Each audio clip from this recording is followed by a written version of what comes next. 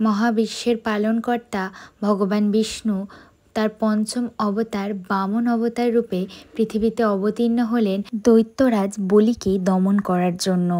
দৈত্যরাজ বলি ছিলেন বিষ্ণু ভক্ত প্রহ্লাদের পৌত্র, অর্থাৎ হিরণ্যকশিপুর বংশধর। দৈত্যরাজ বলি তার গুরু শুক্রাচার্যের আশীর্বাদে পরম শক্তিশালী দৈত্যরাজে পরিণত হন। দৈত্যরাজ বলি ছিলেন ভগবান বিষ্ণুর একজন পরম ভক্ত এবং একজন দানশীল রাজা। পরম বিষ্ণু ভক্ত দৈত্যরাজ বলি ইন্দ্রদেবকে যুদ্ধে পরাজিত করে স্বর্গ নিয়ন্ত্রণ নিয়ে নেন এবং স্বর্গ মর্ত পাতাল হয়ে যায় তার অধীনস্থ।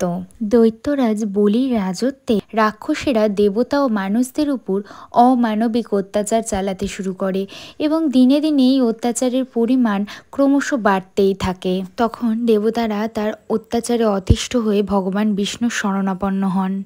তখন ভগবান বিষ্ণু পৃথিবীতে বামন অবতার রূপে অবতীর্ণ হওয়ার সিদ্ধান্ত নেন। ঋষি কাশ্যপ এবং মা অদিতির সন্তান রূপে পৃথিবীতে ভগবান বিষ্ণু জন্মগ্রহণ করলেন।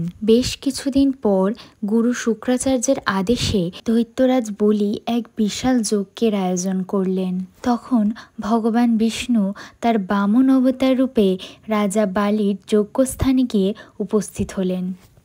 দৈত্যরাজ বলি ভগবান বিষ্ণুর বামন অবতারকে এক ব্রাহ্মণ কুমার ভাবলেন এবং তার চরণ বন্দনা করে তাকে বসার আসন দিলেন। এরপর তিনি ব্রাহ্মণ কুমারকে কিছু দান করতে চাইলেন।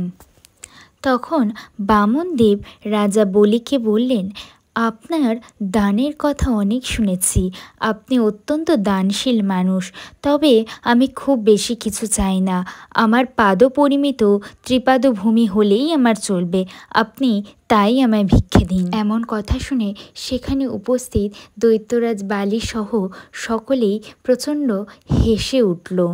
এরপর দৈত্যরাজ বলি বামনদেবকে বললেন, তুমি চাইলে আমি একটা দ্বীপ দান করতে পারি তোমাকে, আর তুমি কিনা সামান্য 3 পা ভূমি প্রার্থনা করছো। তখন বামনদেব বললেন, ত্রিপাদ ভূমি আমার জন্য যথেষ্ট। গুরু শুক্রাচার্যের বামনদেবকে দেখে যথেষ্ট সন্দেহ হলো এবং তিনি রাজা বলিকে এই দান থেকে বিরত থাকতে বললেন। তবে গুরু শুক্রাচার্যের কথা অমান্য করেই দৈত্যরাজ বলি বামনদেবকে ত্রিপদ ভূমি দেওয়ার প্রতিজ্ঞা করলেন। এরপর বামনদেবের আকার ধীরে ধীরে বাড়তে লাগলো। সমগ্র পৃথিবী তার এক পায়ের তলায় চলে গেল এবং অপর পা দিয়ে তিনি সমগ্র আকাশ ঢেকে দিলেন। এরপর বামনদেবের নাভি থেকে বেরিয়ে এলো তার 3য় পা।